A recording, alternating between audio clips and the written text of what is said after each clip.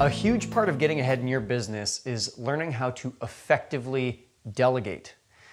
A friend of mine, fellow entrepreneur Mike Rhodes, taught me that the first 10% of any project is leading the work, the middle 80% is doing the work, and the last 10% is reviewing the work. So what do you know? We've got the 80-20 rule alive and well.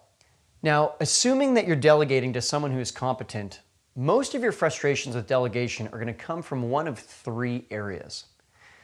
The first happens when you delegate the work and it comes back different than you hoped. And that causes you to have to ask for some rework to be done, which can really be a drag. Now, the thing is maybe the person doing the work didn't do it right, but maybe it's also on you that you weren't clear enough in the first place as to what you actually wanted. The second major cause of frustration is what's called changeover. I'm sure you've experienced this before. If you've ever tried to plan something, a meeting or something like that, you say, hey, can you do Monday between 3 and 6? And they say, well, I can't do Monday, how about Tuesday? And you say, well, how about between 8 and 11? And they say, I can do it, but it's just this back and forth, back and forth. The same thing happens in delegation.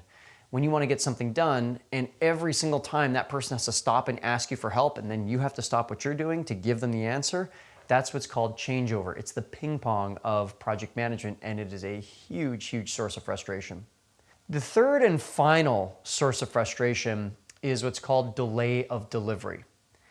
And anytime we have a lot of the first two, changeover and rework, we end up in a situation where we are racing to meet deadlines and possibly even missing them. And that causes all kinds of cost. We need to use overnight shipping now to get things delivered. We need to use rush services from people who need to work evenings and weekends, paying a whole bunch of overtime. And even just psychically, the amount of frustration that comes with paying those kinds of penalties is a serious drag. So what can we do if we want to delegate because we want to get ahead, and yet we run into this kind of mechanics falling apart? What can we do? There's a tool that I developed, I invented it. It's called 360 Delegation, and it can save you untold amounts of frustration and really speed things up on your team. 360 Delegation really is super simple. It's just three parts: vision, resources, and definition of done.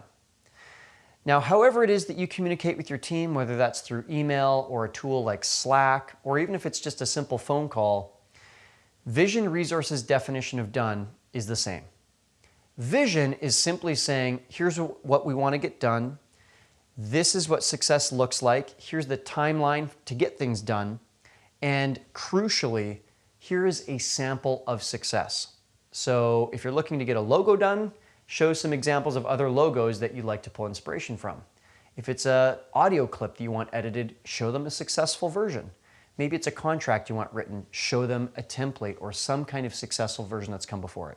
Naturally, your mind probably goes to resources like time, energy, money.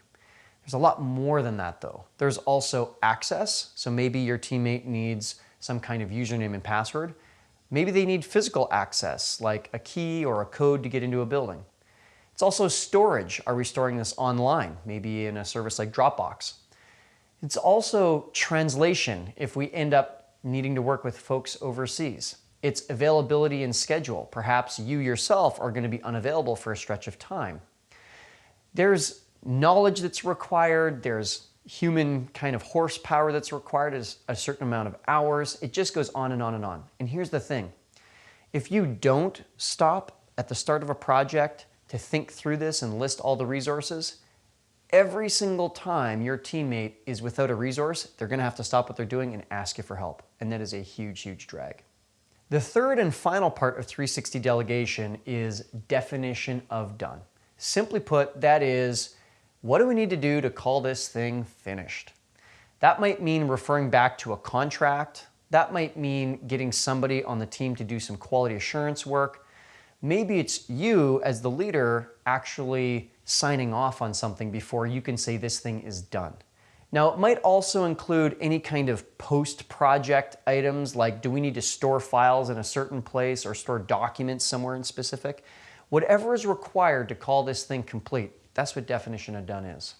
So if we use 360 delegation, vision, resources, definition of done, we can overcome the vast majority of the frustrations with rework, changeover, and delayed delivery, which then allows us to enjoy all the best parts of delegation, ultimately allowing us to get ahead. Now you might be wondering, how can you learn more about 360 delegation? We've got a free article on our website at profitfactory.com, and you can learn all about it there. Thank you so much.